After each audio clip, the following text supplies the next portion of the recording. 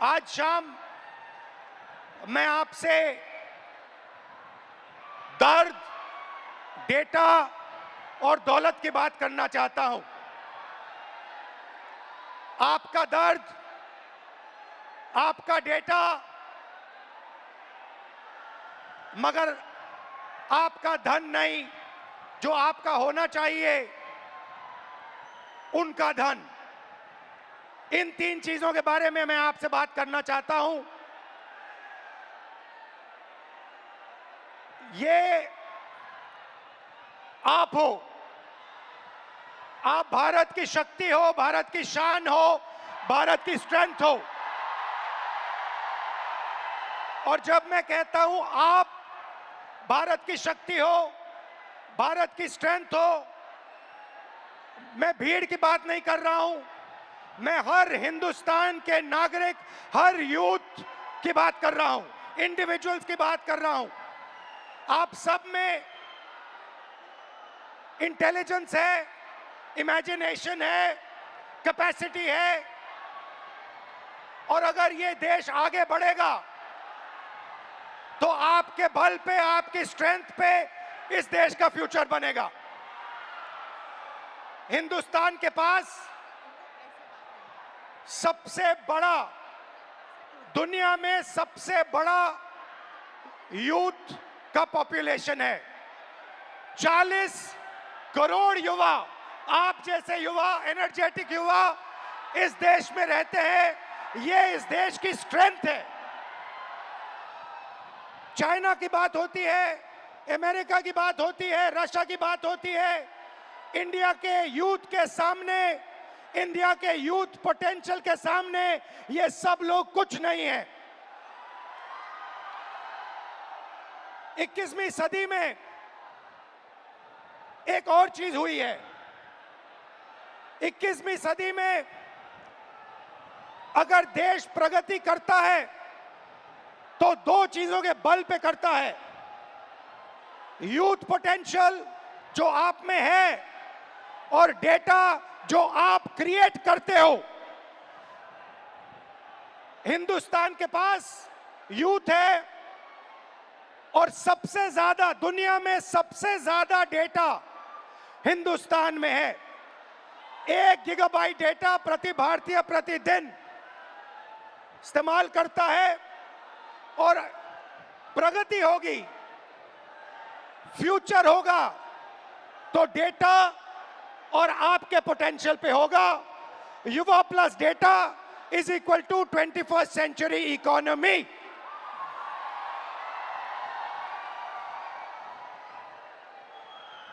Brothers and sisters, media में AI की बात होती है। Everybody speaks about AI, but I want to make one thing very clear, and ये आपको समझना चाहिए। आपके डेटा के बिना एआई का कोई मतलब नहीं है। अगर एआई बनता है तो आपके डेटा के बेसिस पे बनता है। 20वीं सदी में पेट्रोल और पेट्रोल इंजन देश को बनाता था।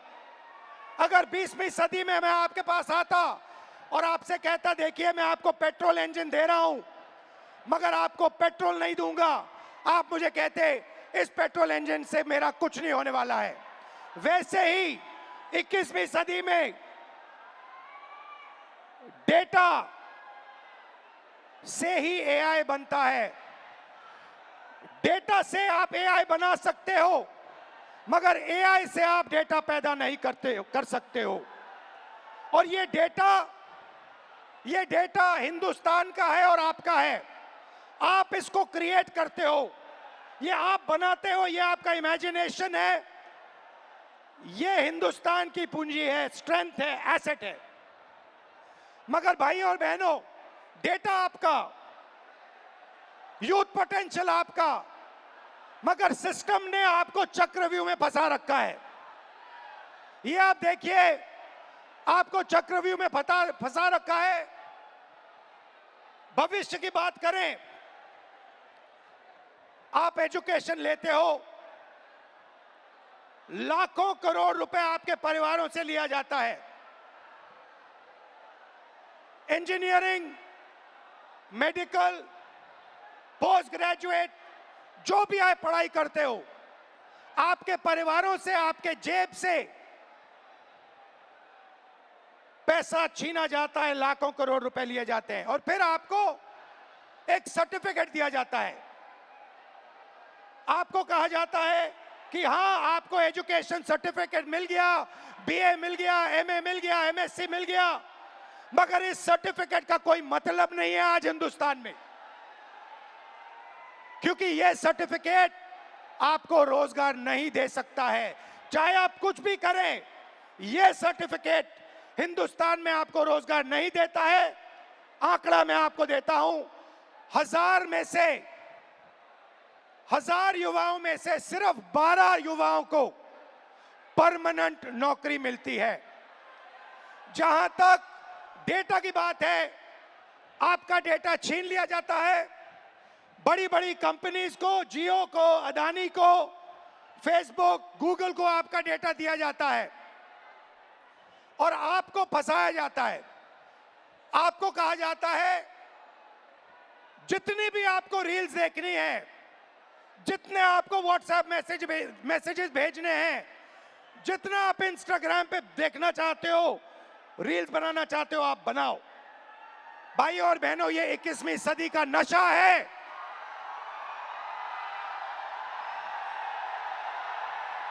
ये 21वीं सदी का नशा है। और फिर आपसे कहा जाता है कि ब्लिंकिट में काम करो, ऊबर में काम करो, मजदूरी करो, 21वीं सदी का नशा लो, मगर तुम्हें नौकरी नहीं मिल सकती, रोजगार नहीं मिल सकता इस हिंदुस्तान में। आइए एक युवा की आवाज सुने। ये जो बोलेंगे, ये आप सबके दिल में है। ये जो सवाल उठा रहे हैं, हिंदुस्तान का हर एक युवा यही सवाल पूछ रहा है, उठा रहा है। होता हम भी सीट खरीद लेते। आज मैं ब्लिंकिट में काम करता हूँ 10 घंटा, उसके बाद मैं पढ़ाई करता हूँ। इंडियन आर्मी का एग्जाम दिया, 1 नंबर से मैं बच गया। सीट खरीदता, मैं ब्लिंकिट में काम नहीं करता। ये कह रहा है कि शिक्षा लेने के लिए मुझे ब्लिंकिट में बंधुआ मजदूर जैसे काम करना पड़ा और उसके बाद मजदूरी करने के बाद, 21वीं सदी की मजदूरी करने के बाद पेपर लीक होता है और कोई अमीर बच्चा, अमीर परिवार पेपर खरीद के मेरे फ्यूचर को खत्म करता है। आइए, वेलकम। कैसे हैं आप? नाम क्या आपका? मेरा नाम सर अजय राघव है। अविनाश और अजय। हाँ। आइए, अविनाश और अजय दोनों स्टूडेंट्स हैं, इनसे थोड़ा सुनते हैं, इनका एक्सपीरियंस क्या रहा है, बताइए। सर मैं यूपीएसआई एस्पिरेंट हूँ। तो पास पकड़ते हैं। सर मैं यूपीएसआई एस्पिरेंट हूँ और उत्तर प्रदेश में यूपीएसआई की भर्ती 5 साल के बाद आती है। 2020-21 यूपीएसआई की भर्ती 2020-21 में आई थी। इससे पहले तो उसमें व्यापक स्तर पर घोटाला हुआ था। मैं मानता हूं इस चीज को कि वो भारत की एग्जामिनेशन हिस्ट्री का सबसे बड़ा घोटाला था। उसमें सैकड़ों एफआईआर दर्ज हुई, 350 से ज़्यादा फेक एलिमेंट, डमी कैंडिडेट पकड़े गए। हमने सैकड़ों इनको प्रूफ दिए, लेकिन इन्होंने भर्ती को पूरा कर दिया। सर मेरा दरोगा बनना एक सपना था। मैं किसान फैमिली से बिलोंग करता हूँ, तो मैंने नई भर्ती की आस में तो फिर से पढ़ना शुरू कर दिया और मुझे पढ़ते पढ़ते 4 साल गुजर गए। सर 2025 में फिर यूपीएसआई की भर्ती आई और ये चीज़ें 2025 में भी देखने के लिए मिली। सर यूपीएसआई के अंदर स्कोर कार्ड तक रिलीज नहीं करते हैं।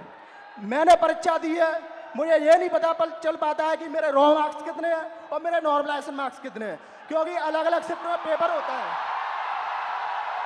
तो ये नॉर्मलाइजेशन का प्रक्रिया अपनाते हैं, ये तक नहीं बताते हैं कि कौन सा नॉर्मलाइजेशन फॉर्मूला इन्होंने यूज किया है। जो यूपीपी आरपीबी जो पुलिस, उत्तर प्रदेश पुलिस एवं प्रोन्नति भर्ती बोर्ड है सर, ये अकाउंटेबिलिटी इसकी फिक्स करने वाला कोई नहीं है। हमने तमाम प्रयास कर लिए, जनता दरबार चला गया, मैं इनके कैबिनेट मंत्रियों को ज्ञापन दे लिए, उल्टा इन्होंने मेरे को पकड़ के जेल में डाल दिया। मेरा गुनाह अपराध सिर्फ इतना था कि मैं इनके जनता दरबार योगी जी से मिलने चला गया।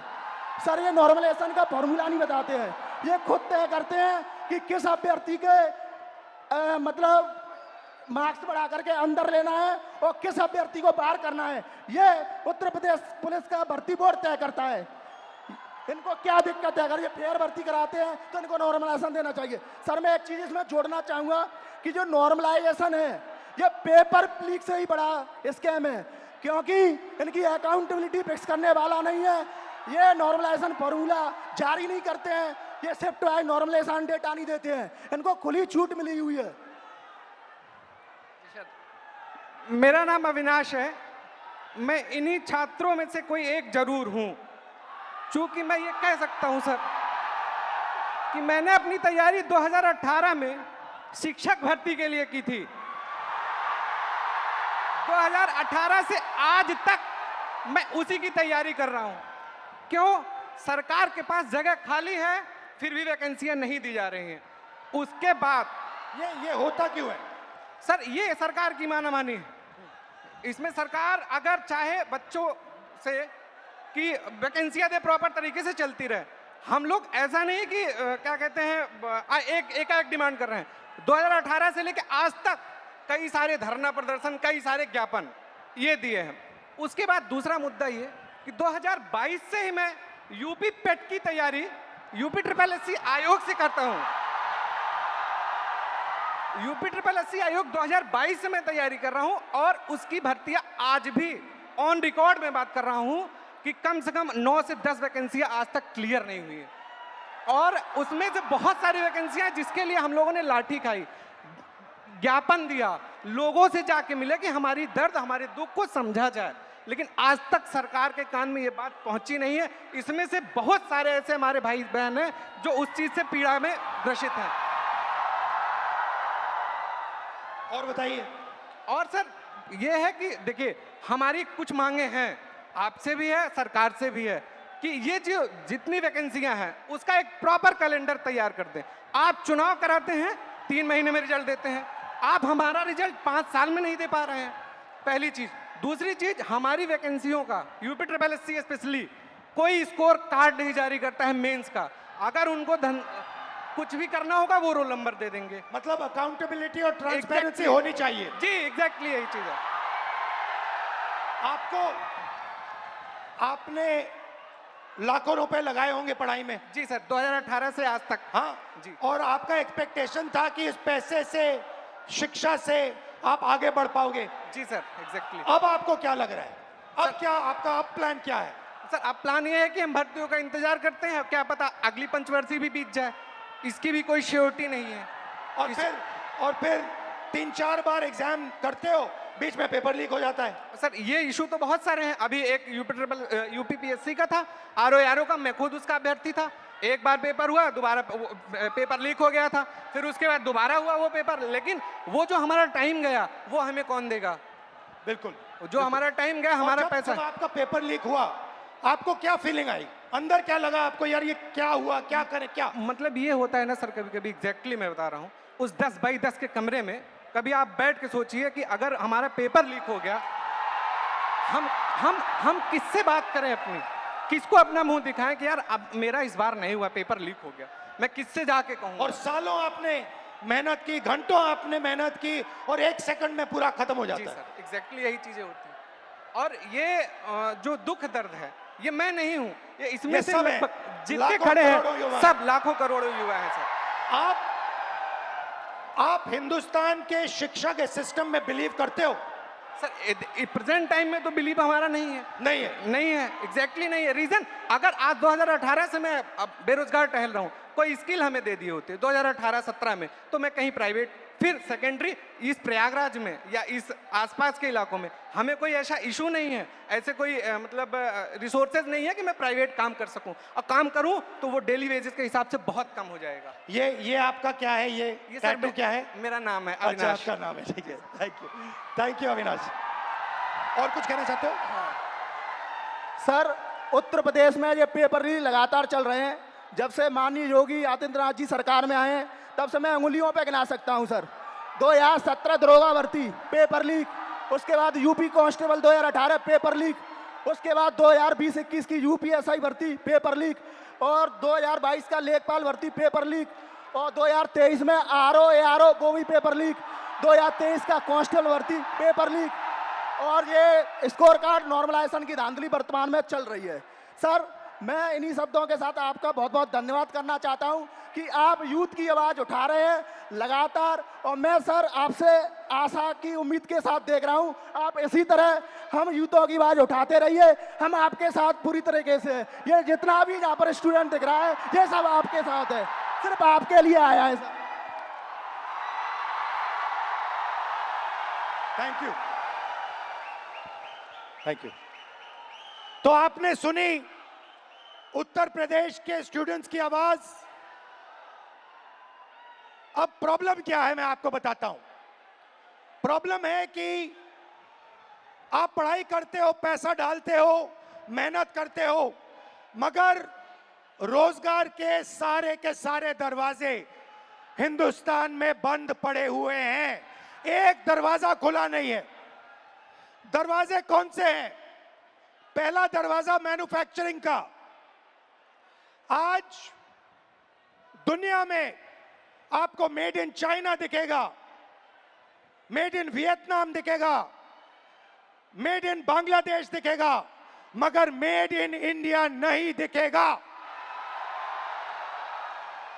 इसका कारण है नोटबंदी और गलत जीएसटी ने हमारे मैन्युफैक्चरिंग सिस्टम को खत्म कर दिया है। जो छोटे व्यापारी रोजगार दिलवाते थे, जो पहले हिंदुस्तान में होता था, leather industry, textile industry, automobile industry, अलग अलग इंडस्ट्रीज में मैन्युफैक्चरिंग जो होती थी, वो सारा का सारा खत्म हो गया है। पहला दरवाजा बंद। दूसरा दरवाजा एंटरप्रेन्योरशिप का, जिसको स्टार्टअप इंडिया कहा गया। स्टार्टअप इंडिया में सबसे जरूरी चीज आप जैसे स्टूडेंट्स को बैंक लोन, छोटे बिजनेसेस को बैंक लोन, फाइनेंशियल सपोर्ट। भाई और बहनों, हिंदुस्तान के बैंक्स आप जैसे स्टूडेंट्स को 1 रुपया कभी नहीं देंगे। अंबानी अदानी को लाखों करोड़ रुपए देंगे, मगर आपको 1 रुपया नहीं देंगे। 90% स्मॉल और मीडियम इंडस्ट्रीज जो हैं, उनको बैंक लोन नहीं मिलता है। एंटरप्रेन्योरशिप का दरवाजा बंद है। तीसरा दरवाजा, जिसको हम कहते हैं सरकारी नौकरी का, जिसमें आप पेपर लीक का सामना करते हो, उस दरवाजे में भाइयों और बहनों 150 में से एक युवा निकलता है। अगर 150 युवा एग्जाम लेते हैं, सरकारी नौकरी ढूंढते हैं, एक युवा उसमें से निकलता है। पब्लिक सेक्टर, जो पहले 10 साल पहले 14 लाख युवाओं को यह रोजगार देता था, भाइयों और बहनों, पब्लिक सेक्टर को प्राइवेटाइज कर दिया गया है। पब्लिक स्कूल्स बंद कर दिए, पब्लिक अस्पताल बंद कर दिए, नवरत्ना उठा के बेच दिए, बीएसएनएल बेच दिया, ऐसी कंपनियां बेच दी, पोर्ट्स, एयरपोर्ट्स, सारा का सारा अदानी जी को पकड़ा दिया। इसीलिए पब्लिक सेक्टर बंद है। और आखिरी होप जो आपका था, कॉर्पोरेट जॉब्स,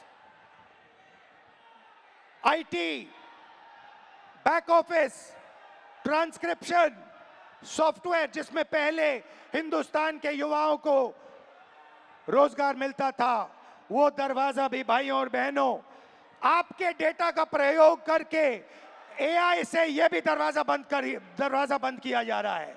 तो सच्चाई है कि पांचों दरवाजे आपके लिए बंद हैं, और इसीलिए आपको भयंकर दर्द हो रहा है। भाइयों और बहनों,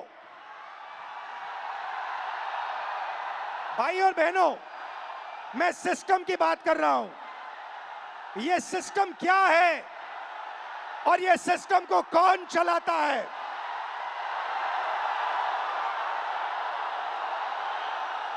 भाई और बहनों, डेटा आपका, दर्द आपका, दौलत इनकी।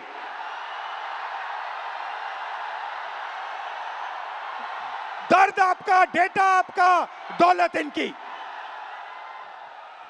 ये सिस्टम है। अंबेडकर जी ने कहा था सोशल, पॉलिटिकल, इकोनॉमिक। ये देखिए, ये है इकोनॉमिक, पैसा, अदानी। इनकी आमदनी 10 साल में 30 गुना बढ़ी है। ये पहले ग्लोबल रिच लिस्ट में 600 नंबर पे हुआ करते थे, 10 साल के अंदर ये दूसरे नंबर पे पहुंच गए। ये पूरे सिस्टम को फाइनेंशियल सपोर्ट देते हैं। बीच में पॉलिटिकल, मोदी जी, अमित शाह जी। बीजेपी का बैलेंस 150 करोड़ रुपए का होता था बैंक में, आज इनका बैंक बैलेंस 10,000 करोड़ रुपए का है। 10,000 करोड़ रुपए का एक पॉलिटिकल पार्टी का बैंक बैलेंस। नरेंद्र मोदी जी आपका ध्यान भटकाते हैं और पॉलिटिकल सिस्टम चलाते हैं। वोट चोरी होती है, वोटर लिस्ट में ब्राजील की औरतें आती है। और तीसरा, आपके सोच पर कंट्रोल, जो इलाहाबाद यूनिवर्सिटी में किया गया है, आरएसएस के वाइस चांसलर्स बैठा के हर संस्था में प्रचारक, ब्यूरोक्रेसी में प्रचारक, फोर्सेस में प्रचारक, मीडिया में प्रचारक, जुडिशरी में प्रचारक, पैरामिलिट्री में प्रचारक, यूनिवर्सिटी कॉलेजेस में प्रचारक। सोच को कंट्रोल करने का तरीका यह है सिस्टम। भाई और बहनों, मोहन भागवत, नरेंद्र मोदी जी, अमित शाह जी और अदानी जी, इस सिस्टम ने रोजगार खत्म किया। इस सिस्टम ने यूनिवर्सिटीज को कैप्चर किया। इस सिस्टम ने आप पर आक्रमण किया है। मगर इस अंधेरे में आप लोगों ने लाइट चला दी। ये देखिए, इस अंधेरे में आपने वो करा जो आपके माता पिता नहीं कर पाए। वो अपने डर का सामना नहीं कर पाए, मगर हिंदुस्तान के स्टूडेंट्स, हिंदुस्तान के युवाओं ने अपने डर का सामना किया और देश को बदल दिया।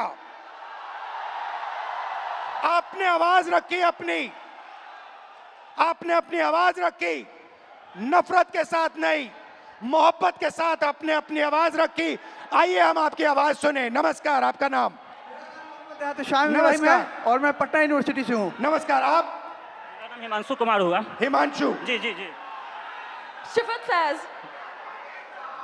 Allahabad university LLB। नमस्कार सर, मेरा नाम कुणाल पांडे, मैं इलाहाबाद विश्वविद्यालय से। शाबाश, वेलकम आप सबका। मैं आपसे आज, अभी मैंने कहा कि अंधेरे में आप लोगों ने लाइट दिखा दी, अंधेरे में आप लोगों ने टॉर्च दिखा दी, और आपने प्यार से किया, मोहब्बत से किया, नफरत से नहीं किया, क्रोध से नहीं किया, हिंसा से नहीं किया। तो ये पूरी भीड़ आपका एक्सपीरियंस सुनना चाहती है। आपने क्या सहा, आपने क्या किया, थोड़ा बताइए, एक एक करके बताइए। साथियों, जो 22 जुलाई को पटना में बिहार बंद का कॉल था, हम लोग राजभवन मार्च कर रहे थे और वहाँ एक चीज़ हमें एहसास हुआ कि पुलिस ऐसे मौके की तलाश में थी कि वो हम पे लाठी भी चार्ज कर ले, उन पे इल्जाम ना हो। जब हम राजभवन से थोड़ी देर पहले पहुँचे, वहाँ पे पुलिस वाले थे बिना बैच के, और लाठी की जगह पे वो बैम्बू लिए हुए थे। उनसे जब पूछा गया आपका बैच कहाँ है, तो वहाँ से अधिकारी पूछते हैं कि आप कौन हो पूछने वाले। मैं बताता हूँ तो कहते हैं इससे क्या होगा। हमने कहा सर इतने बच्चे मरे, उनका जवाब कौन देगा। कहते वो तो चले गए, अब क्या तुम भी जाना चाहते हो। मैंने कहा सर वो तो चले गए, लेकिन अब बदलने का वक्त आ गया, क्योंकि अब नहीं बदलेगा सर, कभी नहीं बदलेगा। हम छात्र युवा देश के भविष्य हैं। उसके बाद वो वाटर कैनन चलाने लगते हैं, जिससे हमें फर्क नहीं पड़ता है। उसके बाद वो लाठी चार्ज करते हैं, जिससे उनका टारगेट था या सर पे मारो या पैर में। उन्होंने मेरे पैर पे बहुत मारा, मैं गिर गया। उसके बाद वो लाठी चार्ज करने लगे, स्टोन चलाने लगे, आंसू गैस। और एक बात मैं आपको बता दूं, जब मैं गिर गया उसके बाद जो DSP हैं वो आके दोबारा मेरे पेट पे मार दी, जबकि मेरा लेग डैमेज था। कुछ छात्र मुझे वहाँ से उठा के ले जाते हैं, साइड रखते हैं। पुलिस वाले आगे कहते हैं ये छात्र थोड़े हैं, इसको तो जेल भेजना चाहिए। इवन वो एम्बुलेंस नहीं आने देते हैं। मुझे 3 इडियट की मूवी की तरह स्कूटी पे हॉस्पिटल ले जाना पड़ता है। बीच में आ जाओ, बीच में आ जाओ। जैसे सर मैंने बताया कि वो एम्बुलेंस तक नहीं आने देते हैं। हमें 3 इडियट के स्कूटी की तरह मुझे स्कूटी पे हॉस्पिटल ले जाया गया है और नेक्स्ट डे जब फिर मैं हॉस्पिटल जाता हूँ मुझे डिटेन किया जाता है। मेरे पैर में बैंडेज लगा था, 15 घंटा मुझे थाने में बंद करके रखा गया और जितने फोटो थे सबसे मुझे मिलाया गया। नाम पूछा गया, जब मैं नाम बताया तो इंचार्ज कहती है इसको तो मुझे लगता है कहीं देखा है। मैंने कहा मैम मैं नॉर्मल स्टूडेंट हूँ, मेरे ऊपर एक भी FIR नहीं है। तो कह रही वो तो मैं देख लूँगा। धमके दिए जाते हैं उन्हें। हमें मैं ये बता दूं कि जब हमें PR बॉन्ड साइन करवाया गया उसके बाद हमारे एड्रेस पे डिटेन करने के लिए छापे पड़ रहे हैं। हम छात्र हैं, देश के भविष्य हैं और आज आप हमारे पर अत्याचार कर रहे हैं। हम क्या कह रहे हैं, हमें तो नौकरी चाहिए। हम पहले नौकरी के लिए आंदोलन करें, फिर एग्जाम के लिए आंदोलन करें, फिर रिजल्ट के लिए आंदोलन करें और फिर पेपर लिखे उसके लिए आंदोलन। हम छात्र हैं या आंदोलन जीवी है? हम छात्र हैं और आप हमसे वोट लेते हैं तो सर कहते हैं, भैया कहते हैं। आज हमें कहते हैं कि हम कॉकरोच हैं। सर हम देश के जेनजी हैं और आज आपका सत्ता है, कल हम पलट भी सकते हैं। लेकिन ये गलतफहमी मत रहिएगा मोदी जी, हम बिहारी हैं, ठीक है। और मैं एक बात बता दूं, आप मुझे जितने धमके देते, मैं स्वतंत्रता सेनानी परिवार से आता हूं और ये लड़ाई के लिए कल भी मुझे लड़ने पड़ी तो मैं देश के लिए अपनी जान न्यौछावर कर दूंगा, लेकिन छात्रों के हक के लिए हमेशा लड़ते रहूंगा। क्योंकि राम मनोहर लोहिया ने कहा है ना कि अगर सड़कें सुनी होगी तो संसद आवारा हो जाएगा। तो सर आप जब सरकार डरती है पुलिस को आगे करती है, तो हमारा जवाब है कितनी लंबी जेल तुम्हारी देख लिया देखेंगे। ठीक है, शाबाश।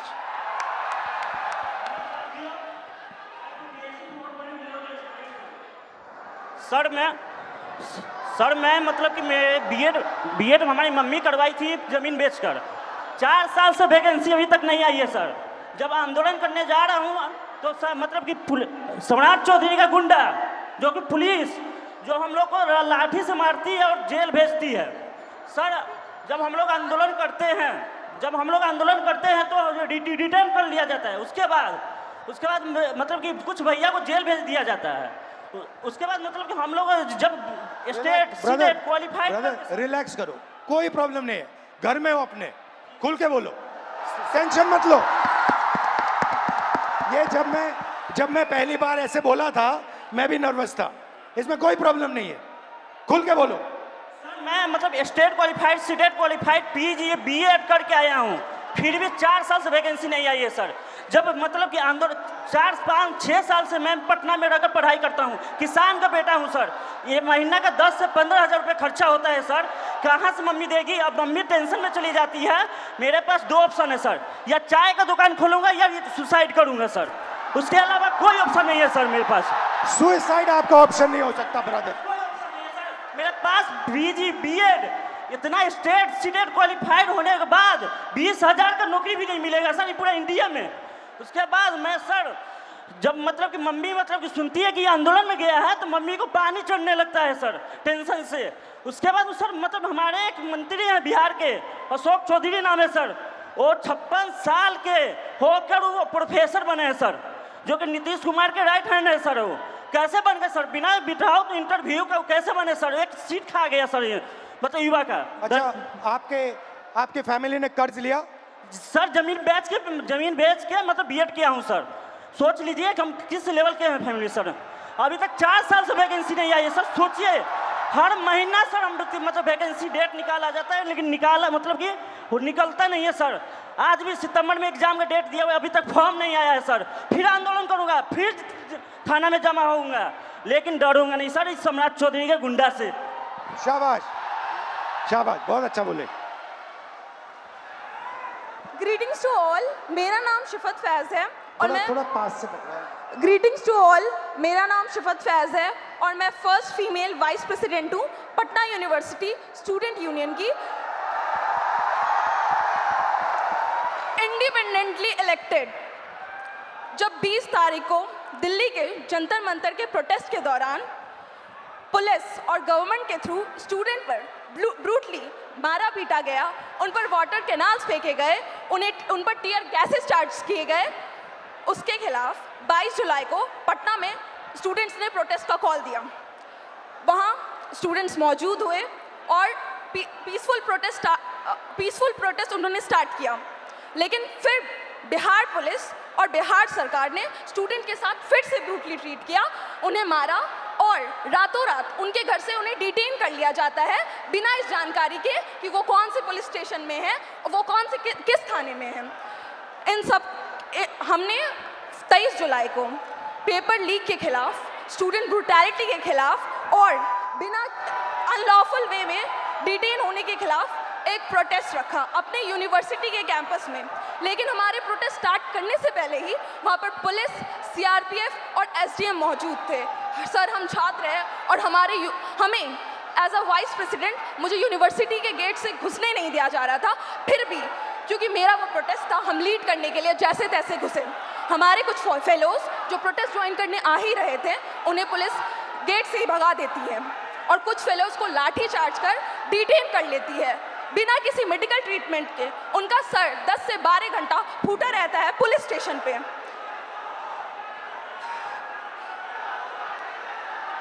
लेकिन Don't worry, relax. लेकिन उस रात हमें छोड़ दिया जाता है। लेकिन अगले सुबह से बिहार की सड़कों पे जो स्टूडेंट प्रोटेस्ट नहीं भी कर रहे थे, उन्हें उठा लिया जाता है लाइब्रेरी से, उनके घर से, बिना किसी पुलिस वारंट को। और 25 जुलाई को सिवान में एक 47 फायर किया जाता है, उसमें एक स्टूडेंट की मौत हो जाती है और एक स्टूडेंट हॉस्पिटलाइज रहता है। क्या इसके खिलाफ बिहार सरकार ने अपनी एक आवाज़ नहीं उठाई, ना ही एक बात रखी?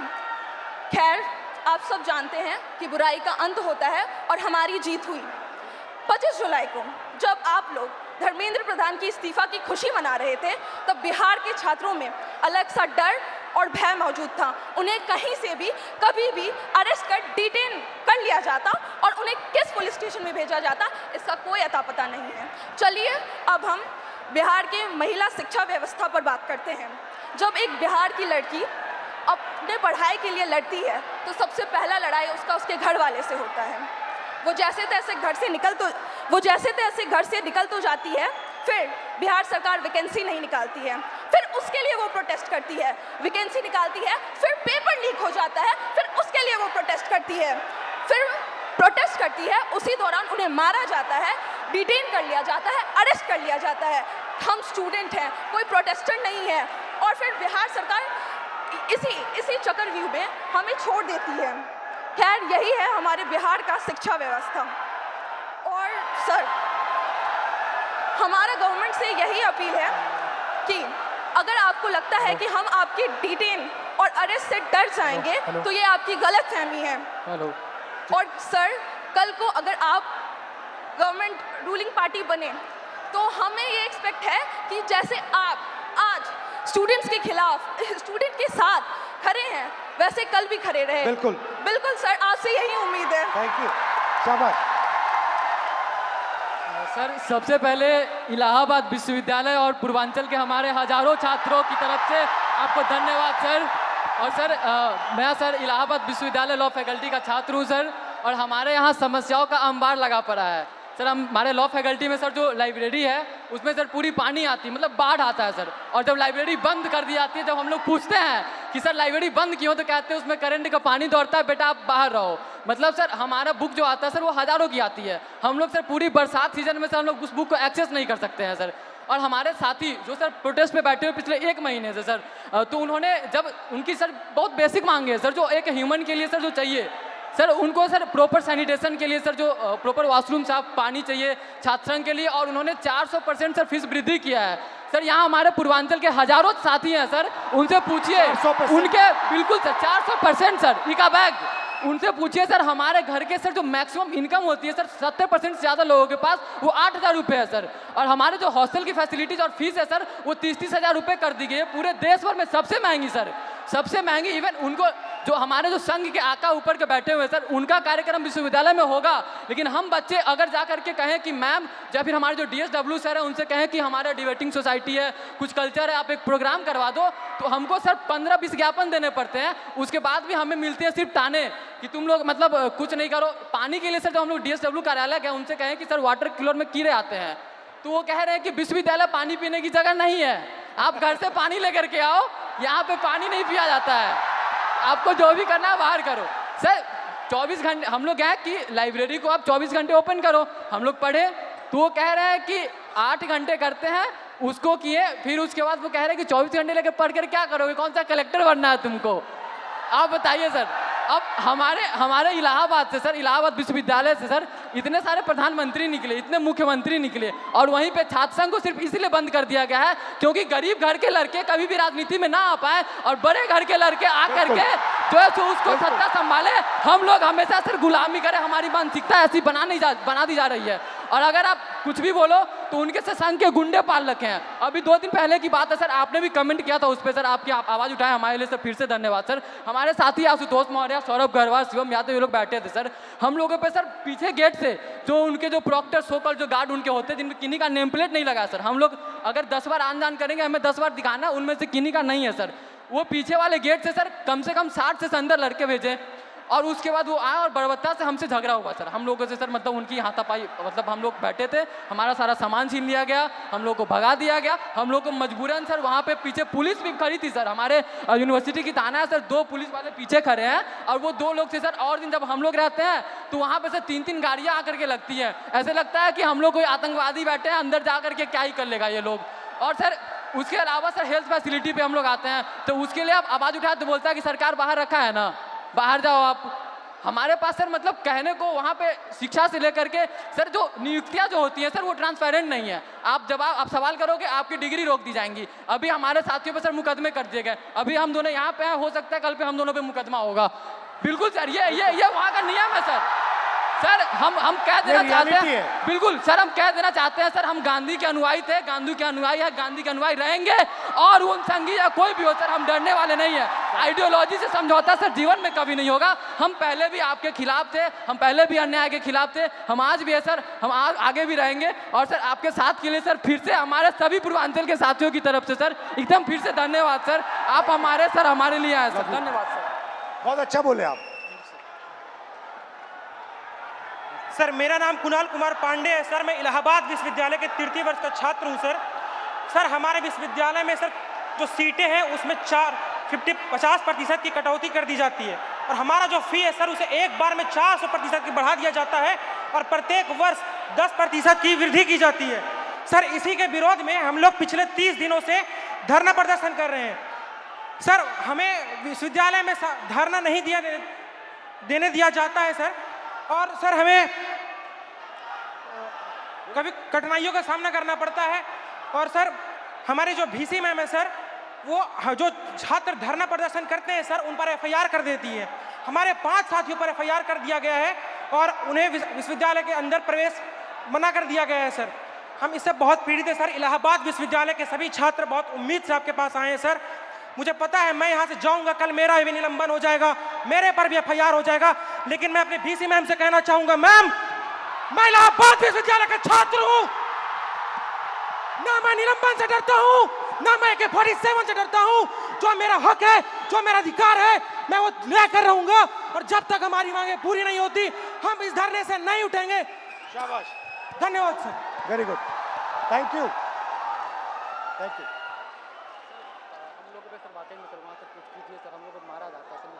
अब मुझे बुला लो, मैं आ जाऊंगा। हाँ, अलंकार है, मुझे बुला लो, मैं आ जाऊंगा। ठीक है, घबराओ मत। Very good. तो ये थी बिहार और उत्तर प्रदेश और इलाहाबाद यूनिवर्सिटी की आवाज। अब मैंने आपसे कहा कि आपने अंधेरे में टॉर्च जला दी, आपने हिंदुस्तान के स्टूडेंट्स को जगा दिया। आप सब अब बात समझ गए हो। मैंने आपसे सिस्टम की बात की। हम नफरत से और हिंसा से कभी काम नहीं करेंगे। हिंदुस्तान का कल्चर सत्य और अहिंसा का है, नफरत का नहीं है। और एक भी स्टूडेंट के दिल में नफरत नहीं होनी चाहिए, सिर्फ मोहब्बत होनी चाहिए। मैंने आपको पिछली स्लाइड में मोदी जी की फोटो दिखाई, अमित शाह जी की फोटो दिखाई, अदानी जी की दिखाई, मोहन भगवत की दिखाई, मगर नफरत नहीं करनी है, सिस्टम बदलना है। प्यार से, मोहब्बत से, नफरत से नहीं। सिस्टम को खत्म, टाटा बाय बाय करना है। आप सबका दिल से बहुत बहुत धन्यवाद, इस रिस्पांस के लिए धन्यवाद। और जो आप प्रोटेस्ट कर रहे हैं, जो आप अपने हक की लड़ाई लड़ रहे हैं, उसको आप करिए, मैं आपके साथ उसमें खड़ा हूं, खड़ा रहूंगा। है जैसे सर ने कहा, खत्म tata bye bye bye. Bye, खत्म टाटा बाय बाय। और बदलाव तो आ रहा है सर, और आएगा भी। आज क्या है, हम सब यहाँ एकत्रित हुए, एक जेंजी मोमेंट हम आपके साथ क्रिएट कर लें, बताइए, है ना? क्या है, जेंजी में सेल्फीज बड़ी कॉमन है। चलिए, फोन है, ये हमारा फोन तैयार है सर, हम सब तैयार है सर के साथ सेल्फी के लिए।